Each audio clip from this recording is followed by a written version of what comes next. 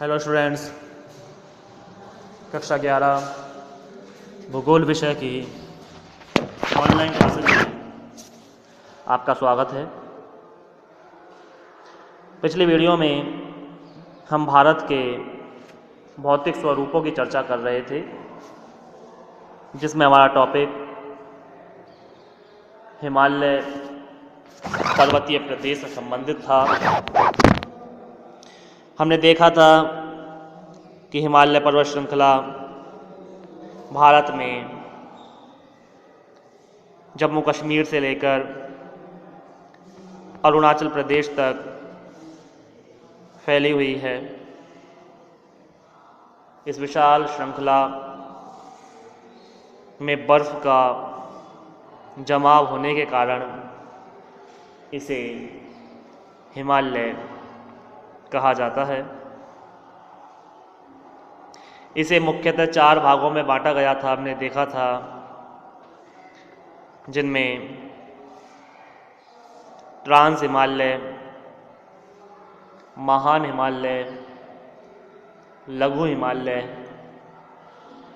और शिवालिक की श्रेणियां शामिल थीं।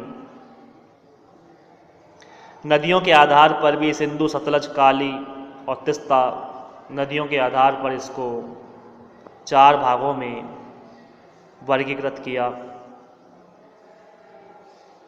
हम आगे बढ़े तो हमने हिमालय के महत्व की चर्चा की कि हिमालय श्रृंखला ना सिर्फ भारत के लिए अपितु विश्व के लिए भी एक महत्वपूर्ण पर्वत श्रृंखला है।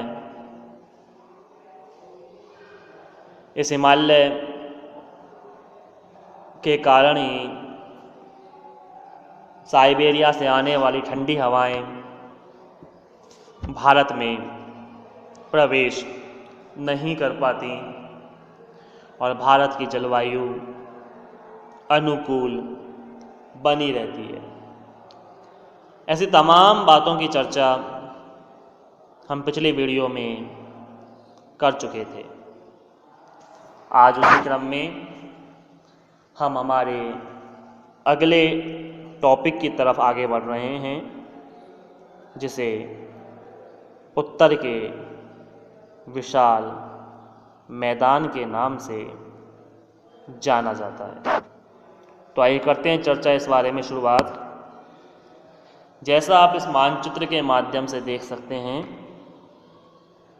उत्तरी पर्वतीय प्रदेश की हम बात करें, पहले हिमालय श्रृंखला की बात करें, तो ये देखिए आप, जम्मू कश्मीर से लेकर इस तरह से ये एक श्रृंखला के रूप में फैला हुआ है।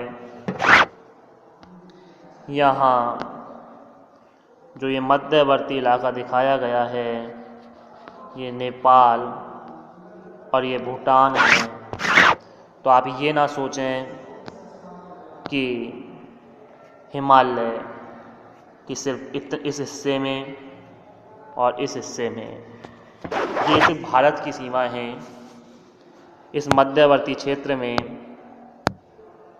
नेपाल आता है और भूटान है। तो इसकी जो आकृति बनती है वो इस तरह से बनती है।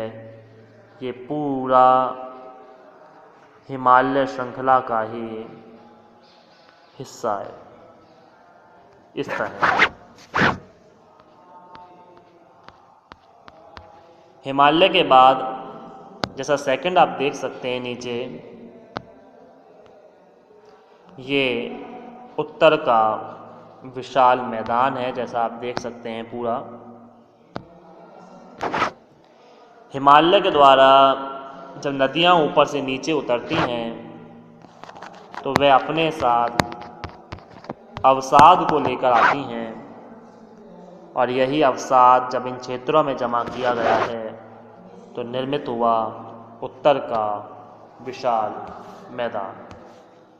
आप मानचित्र के माध्यम से बेटर तरीके से समझ सकते हैं। जैसे मैंने प्रारंभिक वीडियो में भी चर्चा की थी कि 6 भागों में बांटा गया है भारत को। पहला उत्तरी पर्वतीय क्षेत्र हो चुका है, उत्तर का विशाल मैदान हम पढ़ रहे हैं। तीसरा प्रायद्वीपीय भाग होता है, चौथा तटीय मैदान है। पांचवा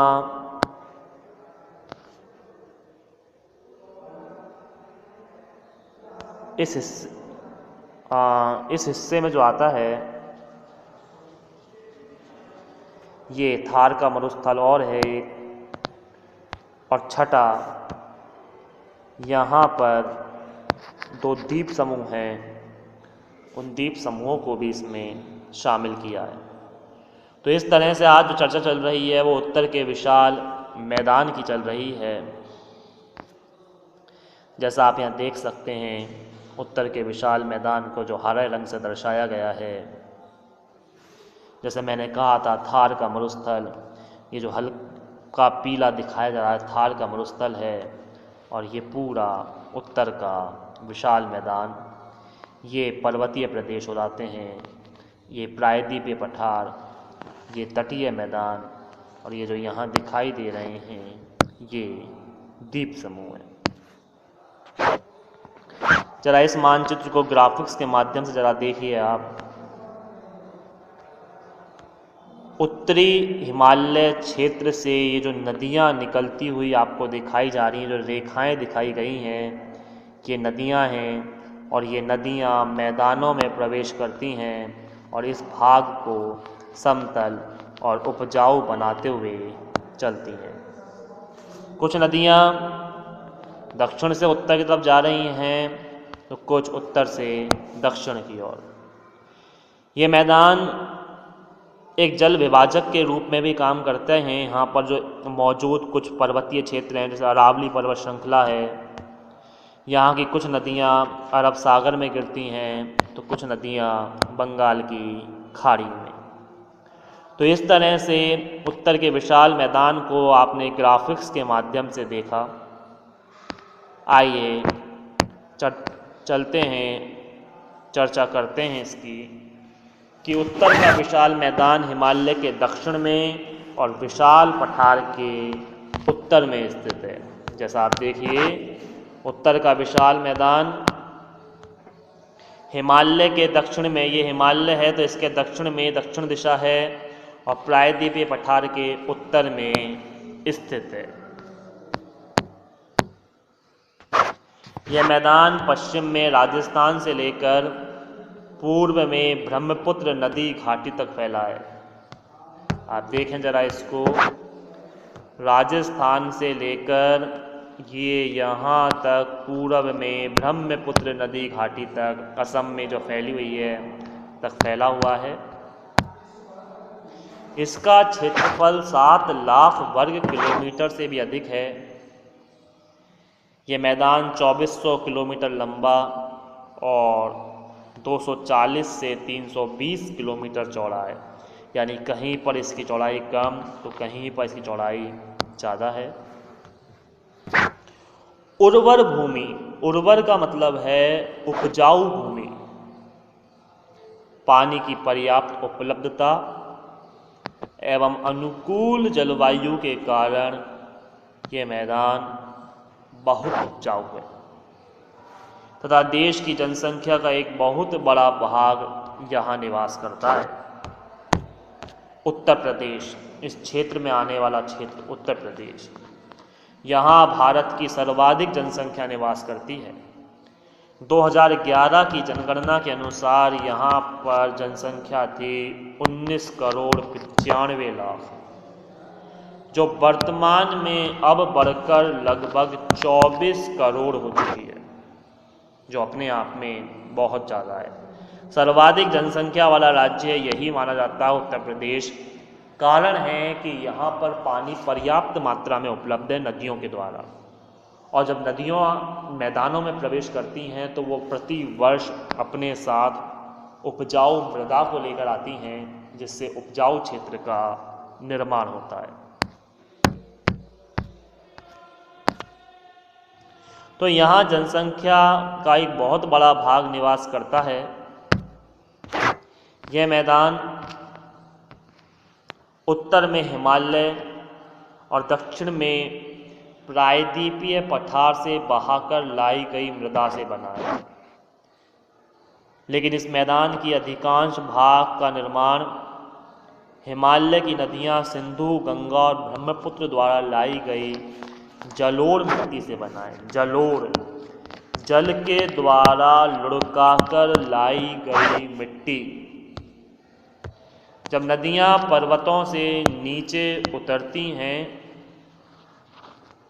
तो ये पर्वतीय भाग का कटाव करते हुए जाती हैं,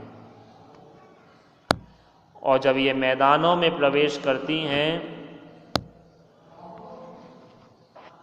तो यहाँ से लाए गए जो अवसाद हैं उनको यहाँ जमा करते हुए चलती चली जाती है, जिससे अगर यहाँ का ऊबड़ खाबड़ कोई क्षेत्र है तो वो लगातार भरता जाएगा और इस तरह से समतल होता जाएगा।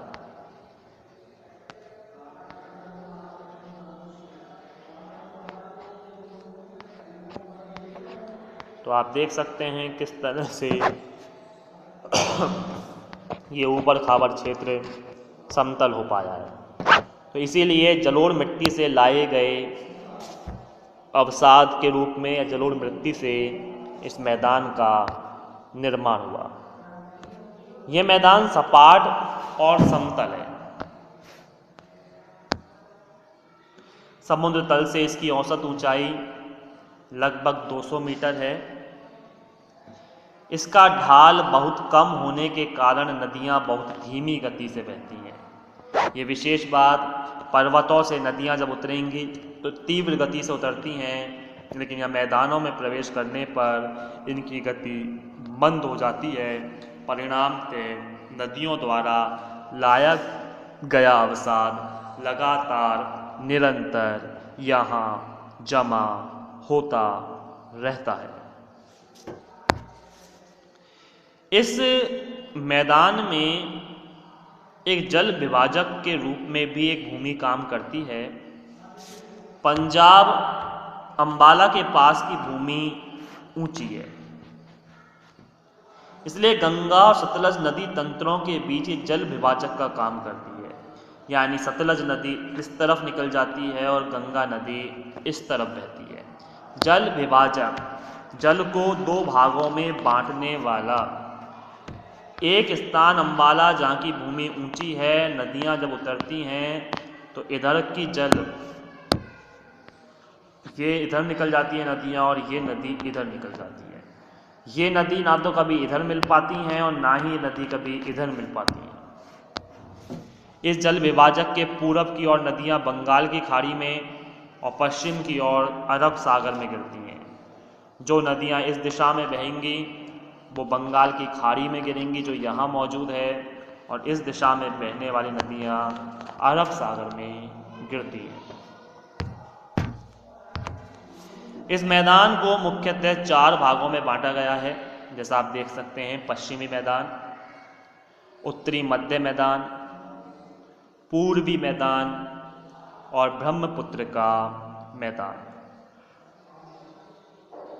इन चारों मैदानों के बारे में हम इनका वर्गीकरण आगामी वीडियो में करेंगे। आज हमने उत्तर के विशाल मैदान के बारे में एक संक्षिप्त परिचय प्राप्त किया। शेष जानकारी हम आगामी वीडियो में प्राप्त करेंगे, लेकिन तब तक के लिए धन्यवाद। आप इस नक्शे को देखिए, ग्राफिक्स को देखकर समझिए। आगामी वीडियो भी इसी तरह नक्शे पर आधारित होगी। इस नक्शे को अपने माइंड में सेट कीजिए कि कैसा, कौन सा विभाजन किस तरह से किया गया है। तो आज के लिए इतना ही काफ़ी है। शेष चर्चा आगामी वीडियो में। धन्यवाद।